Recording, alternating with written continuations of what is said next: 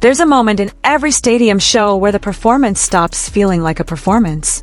Where 70,000 people in one building all lock onto the exact same 3 seconds, and for just a moment, nobody is thinking about choreography or set lists or how many songs are left.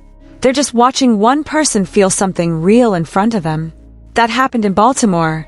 On the first night BTS touched down at M&T Bank Stadium, during Butter, Jimin did something that wasn't in the choreography, wasn't rehearsed, wasn't planned, and if you've already seen the clip, you know exactly what I'm talking about.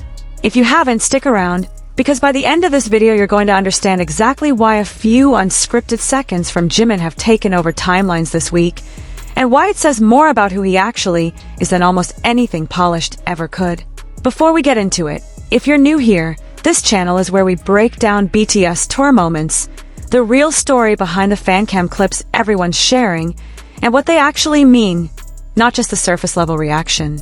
So if that's your kind of thing, go ahead and hit subscribe now, because we're covering this entire North American leg of the ARIRANG tour as it happens, and you don't want to miss what's coming out of the next stops. So let's set the scene, because context matters here. Baltimore wasn't just another city on the list. This was the first of 2 sold-out nights at M&T Bank Stadium, home of the Baltimore Ravens, and between the 2 shows the city was expecting to host over 100,000 fans. That's not a typo. 100,000 people, traveling from across the country, and in some cases across the world, converging on one city for 2 nights. Local hotels were booked out. Roads downtown were shut down for crowd control. The Baltimore City Department of Transportation had to issue public warnings about traffic changes just to prepare drivers for what was coming. This is the kind of scale we're talking about before Jimin has even stepped on stage. And it wasn't just fans who noticed. Maryland's own governor, Wes Moore, posted a video ahead of the first show, personally welcoming BTS to Baltimore. He named all 7 members one by one: RM, Jin, Suga, J-Hope, Jimin, V, and Jungkook, dancing along to Butter himself in the clip before turning to the camera and telling every army in the city to make some noise. Think about that for a second. A sitting governor is putting out an official welcome video for a K-pop group's stadium show. That's the level BTS is operating at in 2026, 4 years after most of these members were serving mandatory military duty back in Korea. This isn't a comeback that quietly slipped back into relevance. This is a full-blown cultural takeover, city by city, and Baltimore just became the latest place to feel it firsthand. Fans didn't wait for showtime to start celebrating either. The night before, ARMY gathered downtown for a pre-concert dance party at Peabody Heights Brewery, organized in part by a local fan-run initiative called Welcome to Baltimore. People traveled in from different states, different countries, meeting up with fans they'd never met in person before but had talked to online for years. That's the environment Baltimore was sitting in before BTS even walked out. The city was already buzzing. The energy was already at a boiling point. And then the show actually started. Now here's where it gets specific to what we're actually talking about today. At some point in the set, the group got to Butter, and if you know anything about how BTS structures a Butter performance, you know the song hits differently than their sharper, more intense numbers. Butter has always had this loose, playful, almost mischievous energy built into the choreography itself. It's the song where the group gets to lean into character, into charm, into just having fun with 70,000 people watching. It's not a coincidence that some of BTS's most personality-driven live moments over the years have come out of this exact song. And in Baltimore, that's exactly what happened again. Except this time, it was Jimin who completely stole the segment. In the fan-capture footage from that night, you see Jimin mid-performance, fist raised straight up into the air, head tilted back, completely locked into the moment. His whole face is lit up, not the calculated, camera-ready smile idols sometimes give, but something looser, more spontaneous, like he genuinely forgot for a second that there were cameras on him at all. His other arm reaches out toward the crowd, toward hands stretching back at him from the barricade. Behind him, you can catch a glimpse of RM in the background, caught up in his own moment of the performance. It's not a big, dramatic gesture. It's not a stunt.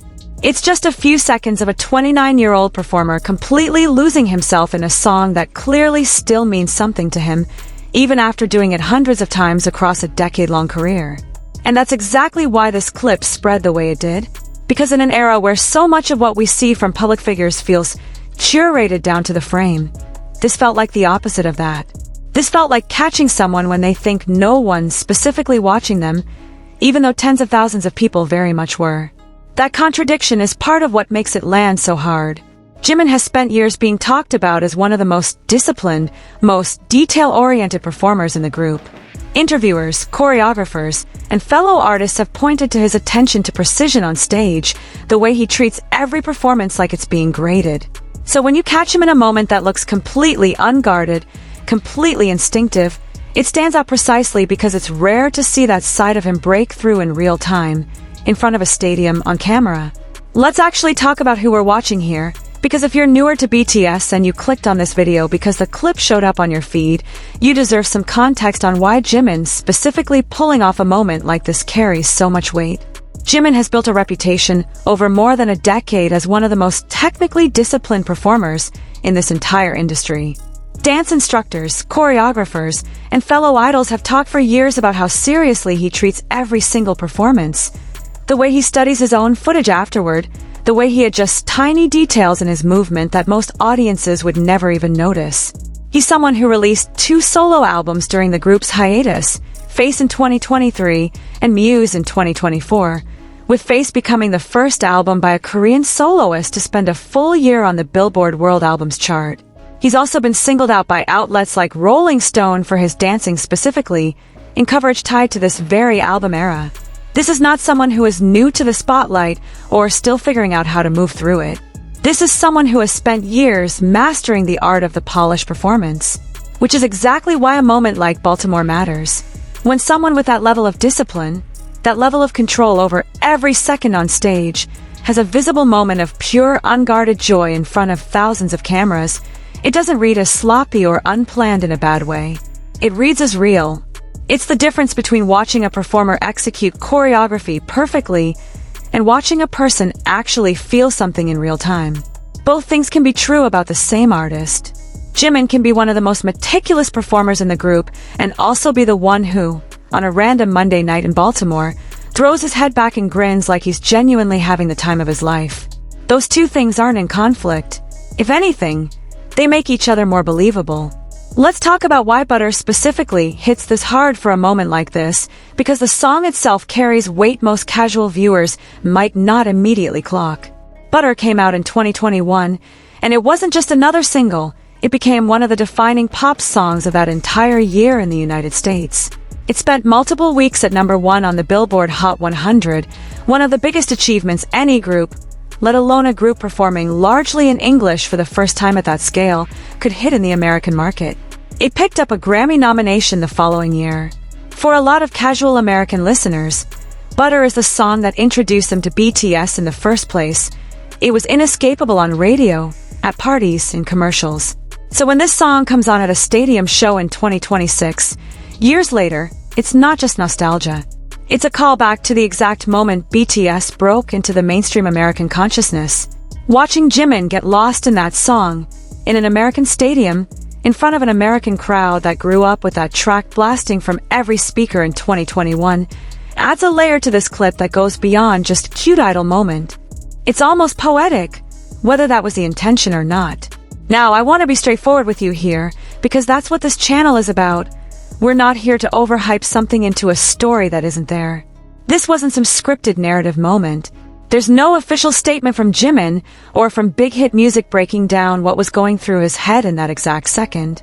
What we have is a few seconds of footage captured by a fan in the crowd.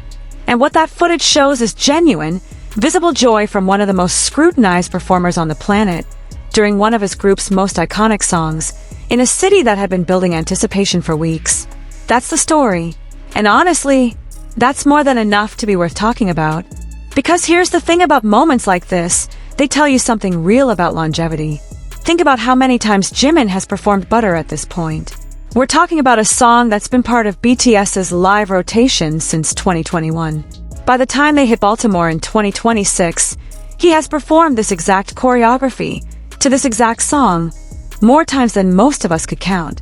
And yet, on this particular night, in this particular city, something about it clearly still hit him in a way that showed on his face. That's not something you can fake convincingly for 70,000 people and a stadium full of phone cameras pointed directly at you. Genuine reactions are hard to manufacture at that scale, especially in a moment as brief and unplanned as this one. The fact that after everything, the hiatus, the military service, the solo careers, the years apart, the pressure of stepping back into stadium touring as a full 7-member group again, a song from years ago can still pull that kind of unfiltered reaction out of him says something about what this all still means to him personally. And that's really the through line of this entire tour if you've been following along with us. ARIRANG isn't just another comeback album.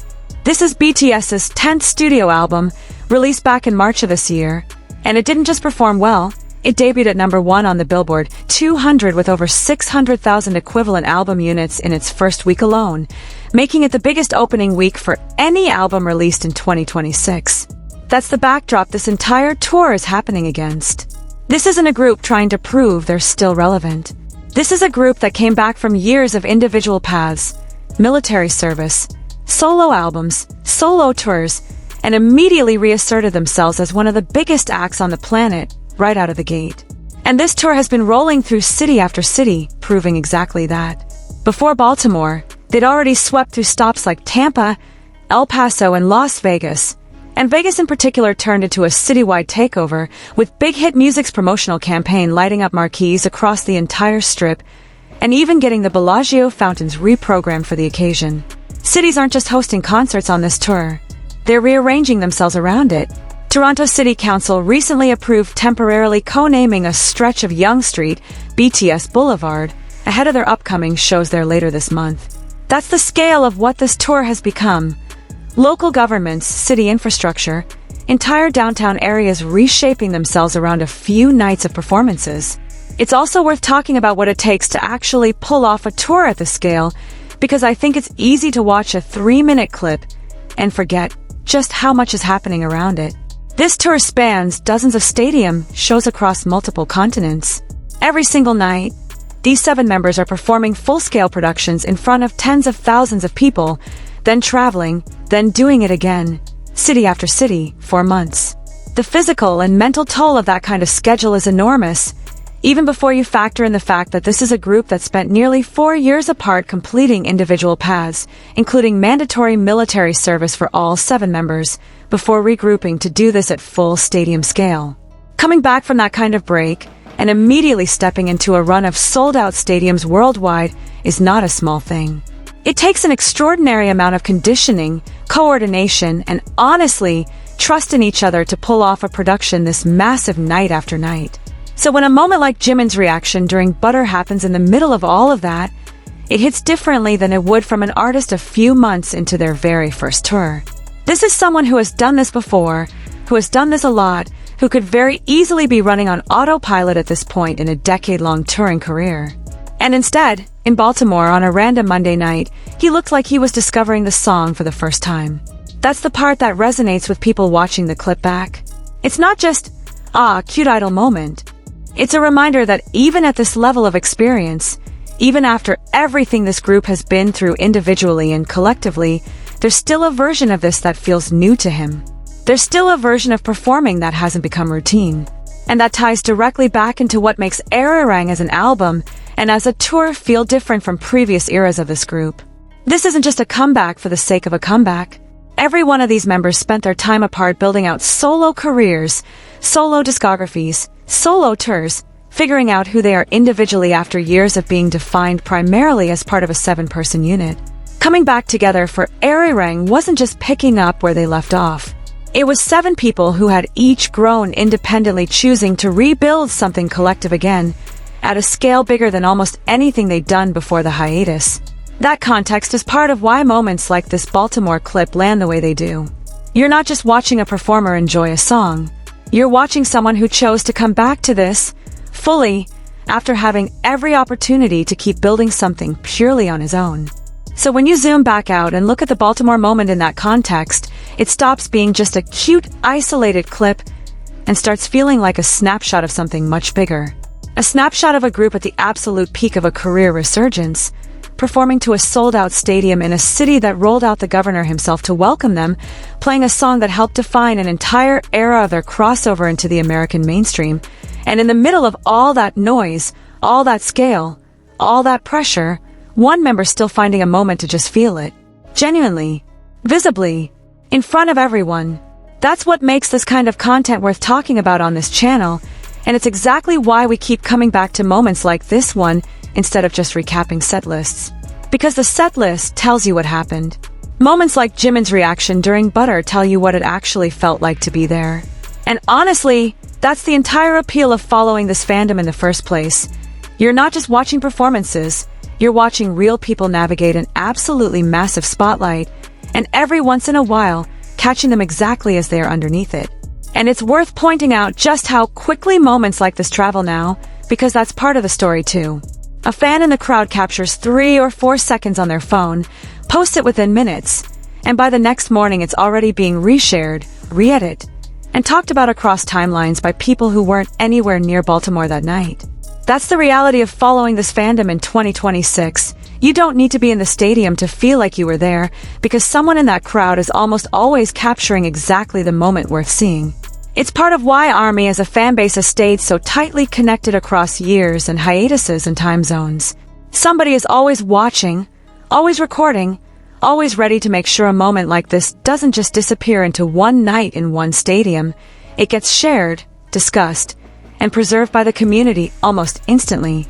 That collective attention is also exactly why we're able to sit here and break this down in this much detail in the first place. None of this is coming from an official press release or a scripted narrative from Big Hit Music. It's coming from fans on the ground, documenting a tour as it happens in real time, city by city, night by night. That's genuinely one of my favorite parts about covering this fandom. The amount of care and detail that goes into capturing and sharing these moments means that even people who couldn't get tickets, who couldn't travel to Baltimore, who are watching from entirely different countries, still get to feel like they witnessed something real. You didn't need to be standing in that crowd to understand exactly what that fist pump, that tilted head, that unguarded grin meant. The footage does the work, and the fandom does the rest by making sure it reaches everyone who needs to see it. Now I want to hear from you, because this is where you come in.